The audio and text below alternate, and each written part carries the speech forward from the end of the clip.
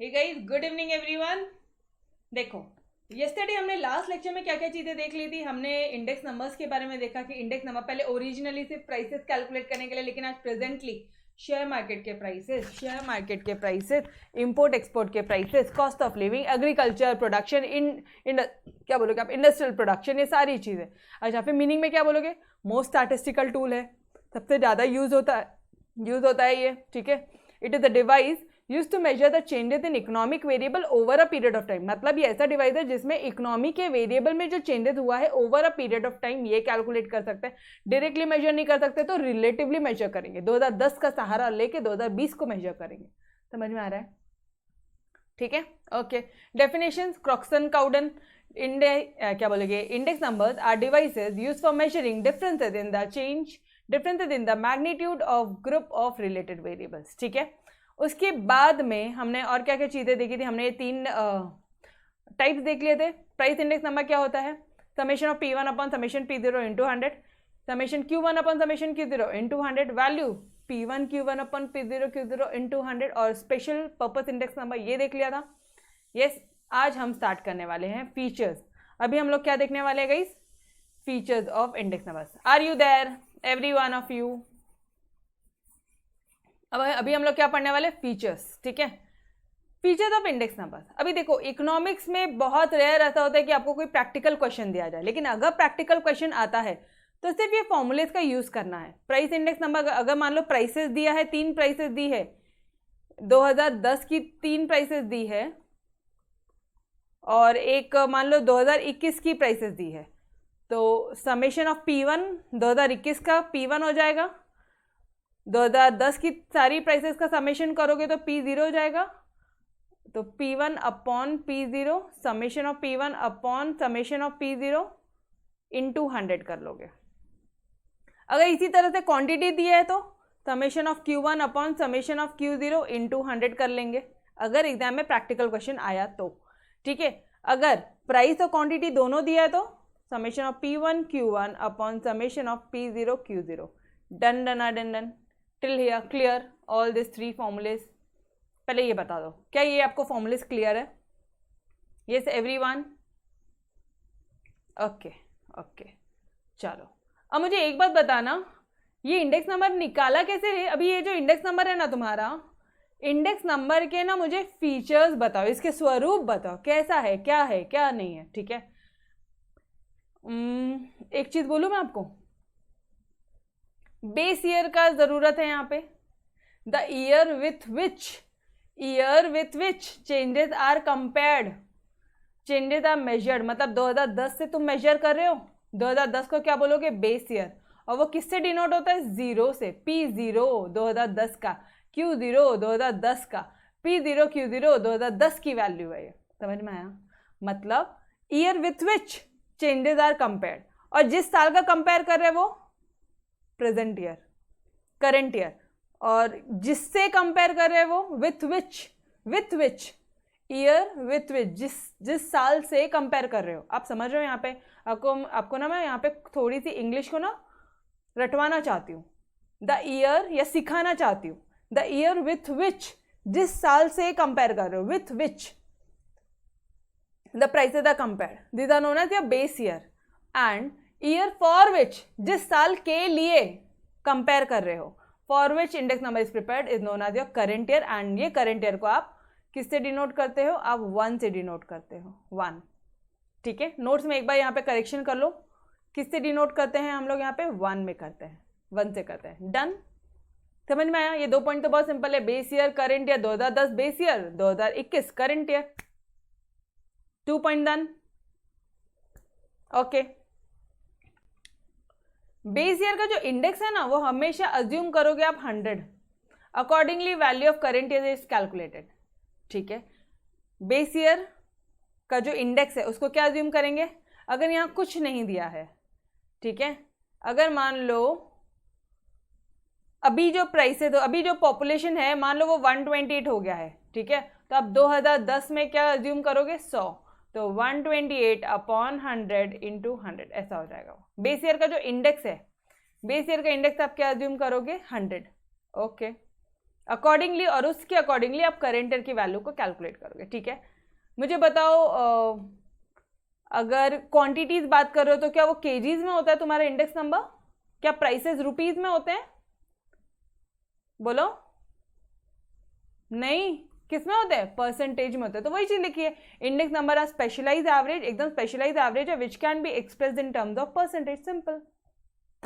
जो किस में एक्सप्रेस है? परसेंटेज के टर्म्स में एक्सप्रेस है। डन। ठीक है, statistical tool, index number are statistical device. भाई ये स्टैटिस्टिकल डिवाइस है, पता है हमको, स्टैटिस्टिकल टूल है, स्टैटिस्टिकल डिवाइस है जो स्टैटिस्टिकल एनालिसिस के काम में आती है। जो लिखना है लिखो। 5th point done everyone. 5वां point done. Okay okay okay okay. Variable involve, कितने वेरिएबल इन्वॉल्व होते हैं? अगर सिंगल वेरिएबल इन्वॉल्व होगा ना तो आप बोलोगे यूनिवेरिएट। यार ये अकेला यूनि है। ठीक है, ओके। और अगर ग्रुप ऑफ वेरिएबल इन्वॉल्व हो गए तो आप क्या बोलोगे? कंपोजिट इंडेक्स बोलोगे। सिंगल वेरिएबल इन्वॉल्व है तो आप क्या बोलोगे? यूनिवेरिएट इंडेक्स है। और अगर ग्रुप ऑफ एक या एक से ज्यादा वेरिएबल्स इन्वॉल्व होंगे तो आप क्या बोलोगे? Composite index. समझ में आया? फिर 7th point it is use to measure the economic activity. Obviously economic activities को ही मेजर करने के काम में आता है। This are also refer to as barometers of economic activity. मतलब इकोनॉमिक एक्टिविटी पे क्या चेक रखना। बैरोमीटर मतलब चेक कि कितना बड़ा इकोनॉमिक एक्टिविटी में क्या चेंजेस आए, बढ़ रहा है या कम हो रहा है, क्या हो रहा है exactly. Since it is use to measure the trends changes in the economy, क्योंकि आप उसे ट्रेंड और चेंजेस कैलकुलेट करते हो इकोनॉमी में, इसलिए आप उसे क्या बोल रहे हो? Barometers of economic activity. Done. फिर आप बोल रहे हो 8 पॉइंट में आप बोलते हो कि it is use to measure the net change. अरे बाबा, मतलब पहले 100 थी पॉपुलेशन, अभी 128 हो गई है, तो नेट कितना चेंज हुआ है? 28 से ही बढ़ा है। 28 से ही बढ़ा है 10 सालों में, 28 करोड़ से बढ़ा है। अभी बोला तो थोड़ा अच्छा लगेगा। पहले 100 करोड़ थी पॉपुलेशन, अभी 128 करोड़ है, मतलब 28 करोड़ से ही पॉपुलेशन बढ़ी है। समझ में आ रहा है? It is use to measure, it measure the net change in one और मोर वेरिएबल और बिटवीन 2 डिफरेंट टाइम पीरियड्स और बिटवीन 2 डिफरेंट लोकेलिटीज। मैम ये वाला पॉइंट नहीं समझा। अरे बाबा, या तो तुम एक पॉपुलेशन में चेंजेस निकाल लो, या फिर तुम ऐसा बोल दो कि आज की पॉपुलेशन क्या है और 2010 की पॉपुलेशन क्या थी। ठीक है, या फिर आप ऐसा बोल दो कि महाराष्ट्र की पॉपुलेशन कितनी है, गुजरात की कितनी है। समझ में आया?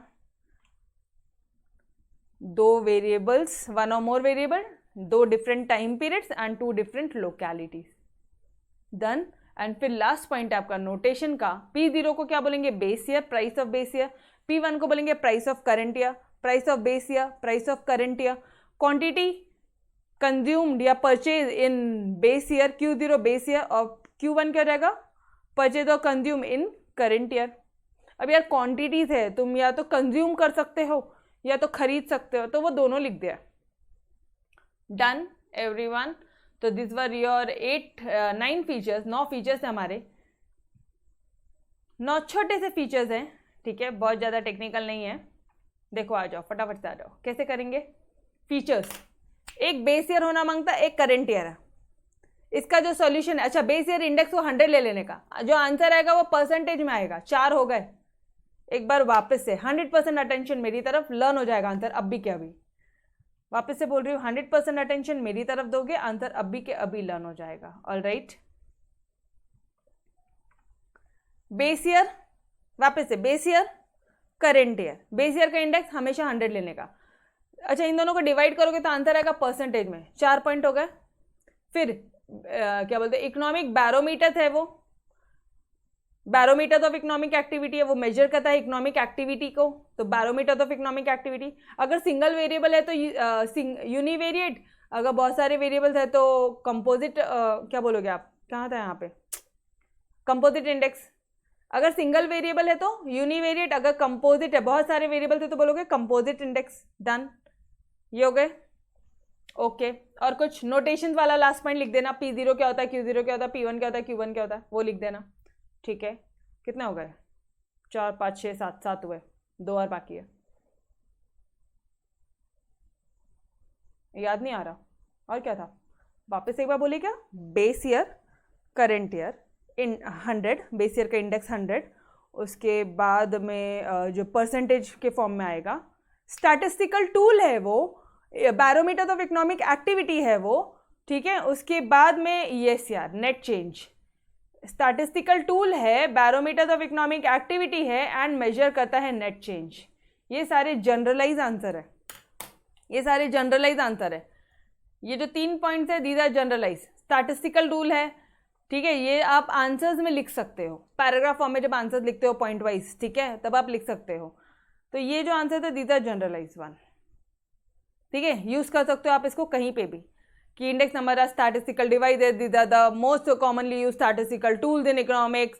फिर this measure the barometer of economic activities because it measure the trend and changes in economy. उसके बाद में आप बोल देना कि भाई it measure the net change in one और मोर वेरिएबल, या फिर according to different time periods, 2 or more different time periods, या फिर बोल देना according to different localities, geographical location के हिसाब से भी वो हो सकता है।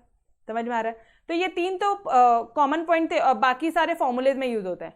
बेस ईयर, बेस ईयर का index 100, current year into 100, 4 point हो गए, ठीक है, परसेंटेज में हो गए 4 पॉइंट हो गए। उसके बाद में वेरिएबल, अगर एक वेरिएबल इन्वॉल्व है तो यूनिवेरिएट, बहुत सारे वेरिएबल थे तो कंपोजिट इंडेक्स, बाद में नोटेशंस, खत्म, डन एवरीवन। बोलो, एक ही वेरिएबल्स इन्वॉल्व है तो उसे हम लोग बोलेंगे यूनिवेरिएट, सिंगल वेरिएबल। अगर मान लो सिर्फ प्राइसेस कंपेयर कर रहे हो तो आप बोलोगे यूनिवेरिएट इंडेक्स नंबर। अगर बहुत सारे वेरिएबल इन्वॉल्व है तो आप बोलोगे कंपोजिट इंडेक्स नंबर, ठीक है। और पॉइंट नंबर 8 क्या बोल रहा है? It measures the net change. Point number 8 की तरफ ध्यान दे दो एक बार वापस से, यहाँ पे भी कंफ्यूजन हो सकता है। अगर मैं सिर्फ और सिर्फ एक वेरिएबल को कंपेयर कर रही हूँ, मतलब मान लो मैं सिर्फ प्राइस कंपेयर कर रही हूँ, प्राइस, और प्राइस भी मैं सिर्फ और सिर्फ कोई भी एक कमोडिटी की प्राइसेस हम कंपेयर करें, एक ही कमोडिटी का प्राइस, ठीक है, या फिर राइस का प्राइस अगर हम लोग कंपेयर करें, एक ही वेरिएबल का कर रहे हो या 2 डिफरेंट टाइम पीरियड में कर रहे हो, 2021, 2020, 2010, 2021 में क्या था, और 2 डिफरेंट लोकेलिटीज, मतलब मान लो महाराष्ट्र में कितना है, गुजरात में कितना है, ये हो गया। समझ में आया everyone? Done done done done, मस्त तरह से हुआ। Base year, base year, current year, base year का इंडेक्स 100, आंसर आएगा परसेंटेज में। स्टैटिस्टिकल टूल है तुम, इकोनॉमिक बैरोमीटर्स है, बैरोमीटर ऑफ इकोनॉमिक एक्टिविटी हो आप, नेट चेंज हो आप, ठीक है, it measures the net change. उसके बाद में ये 3 पॉइंट एक्स्ट्रा के भी बोल दिया आपने, ठीक है। उसके बाद में वो यार, एक वेरिएबल है तो यूनिवेरिएट, बहुत सारे है तो कंपोजिट इंडेक्स बोलोगे। उसके बाद में नोटेशन, दैट्स इट, हो गए सारे पॉइंट्स। यो डन एवरीवन, फीचर्स हो गए, मस्त तरह से हो गए एवरीवन, एकदम तोड़। यार बहुत दिन हो गए तोड़ नहीं सुना, बहुत दिन हो गए तोड़ नहीं सुना मैंने आपसे, अच्छी तरह से हुआ क्या? ओके चलो, टाइप्स ऑफ इंडेक्स नंबर्स भी कर लिया था। अब बात आती है सिग्निफिकेंस की। अब ना इसको सिर्फ अभी समझ के लेंगे, ठीक है, लर्न हम कल करेंगे। जैसे अभी हमने फीचर्स को आज ही लर्न कर लिया, आज ही समझ लिया, लेकिन इसको सिर्फ हम लोग समझ के लेंगे। सिग्निफिकेंस, यार सिग्निफिकेंस क्या होता है इंडेक्स नंबर का? क्यों इंपॉर्टेंट है तुम्हारा, इतना इंपॉर्टेंट क्यों है? क्या सिग्निफिकेंस क्या है, क्या फायदे हैं, कहाँ कहाँ यूज होता है, क्या एडवांटेजेस है? ये सारे वर्ड एक ही है तो बच्चों अगर एग्जाम में कुछ आए तो कंफ्यूज नहीं होना, ठीक है, ठीक है जी। उसके बाद इंडेक्स नंबर्स कहाँ कहाँ यूज होता है? पहला यार इंडेक्स नंबर से पॉलिसीज वगैरह बनाई जा सकती है। जैसे मान लो पॉपुलेशन जो है ना, पॉपुलेशन बहुत बढ़ गया है, 28 करोड़ से पॉपुलेशन बढ़ गया, 28 करोड़ से पॉपुलेशन क्या हो गया है, बढ़ गया है। तो अब ऑब्वियसली पॉपुलेशन बढ़ गया तो कुछ सूटेबल पॉलिसीज वगैरह बनाओगे आप, इंडेक्स नंबर के सहायता से सूटेबल पॉलिसीज बनाओगे। फर्स्ट थिंग, हेल्प करेगा ये आपको ट्रेंड्स और टेंडेंसीज जानने में। मतलब लास्ट 5 इयर्स में प्रोडक्शन कितना हुआ है, प्राइसेस कितना चेंज हुआ है, एक्सपोर्ट कितना चेंज हुआ है, इंपोर्ट कितना चेंज हुआ है, पॉपुलेशन कितना चेंज हुआ है। ट्रेंड्स, क्या ट्रेंड रहा है, बढ़ रहा है या कम हो रहा है। भाई ये देखो ना, ये क्या था, ये जो बढ़ रहा है मैंने ऊपर अपवर्ड आरो डाला है, ये क्या है, अपवर्ड आरो मतलब ट्रेंड्स। समझ में आ रहा है? ओके अभी आपको दिख रहा है कि 28 करोड़ हो गया है, 128 करोड़ हो गया। तो आप फॉरकास्ट करोगे कि अगले आने वाले 10 सालों में क्या पॉपुलेशन हो सकती है, फॉरकास्ट करोगे अबाउट फ्यूचर इकोनॉमिक एक्टिविटी। अगर आज की डेट पे प्रोडक्शन बहुत ज़्यादा हुआ है, ठीक है, मान लो पहले 100 करोड़ का प्रोडक्शन हुआ था, अभी 128 करोड़ का प्रोडक्शन हुआ है, ठीक है, तो आगे और कितना प्रोडक्शन हो सकता है, समझ रहे हो। फॉरकास्टिंग करोगे, मेजर करोगे इन्फ्लेशन को, मेजर करने के काम में आएगा, वो इन्फ्लेशन को मेजर करने के काम में आएगा। मैम मतलब अरे बाबा prices over a period of time prices बढ़ी है या कम हुई है, समझ में आ रहा है। और अगर बढ़ी है तो गवर्नमेंट क्या करेगी, अंडरटेक करेगी appropriate anti inflationary measure, government कुछ सुटेबल एक्शंस लेगी। ये भी जाने दो, अभी सिर्फ इतना समझो कि अगर प्राइसेस बढ़ी है तो गवर्नमेंट क्या करेगी, ऑब्वियसली वो प्राइसेस इतनी ज़्यादा महंगाई होना अच्छी बात थोड़ी ना कुछ तो उसके लिए स्टेप्स लेगी, कुछ ना कुछ तो पॉलिसी से आगे आएगी, समझ रहे हो।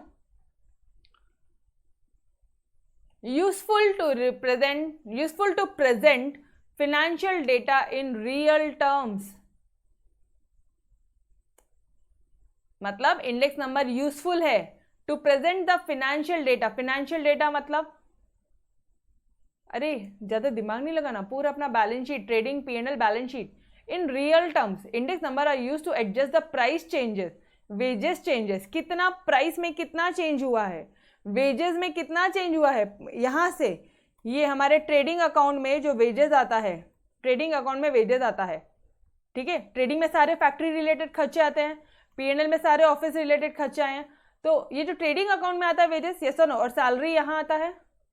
अरे ये कंसेप्ट क्लियर है ना। हाँ, तो ये जो ट्रेडिंग अकाउंट में जो वेजेस आता है, इसमें कितना चेंजेस हुआ है, पहले कितना दिया जाता था, अभी कितना दिया जाता है, समझ में आ रहा है। Thus deflating helps to present the financial data in real terms at constant prices.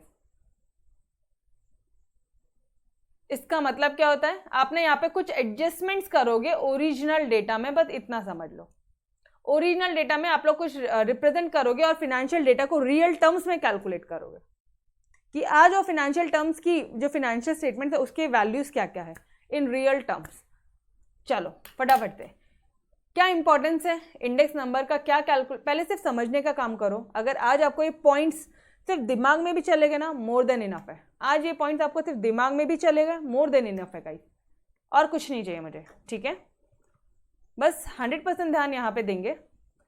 Significance, importance, advantage क्या है इंडेक्स नंबर का।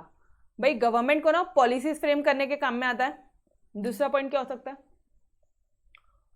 पॉलिसीज फ्रेम किया और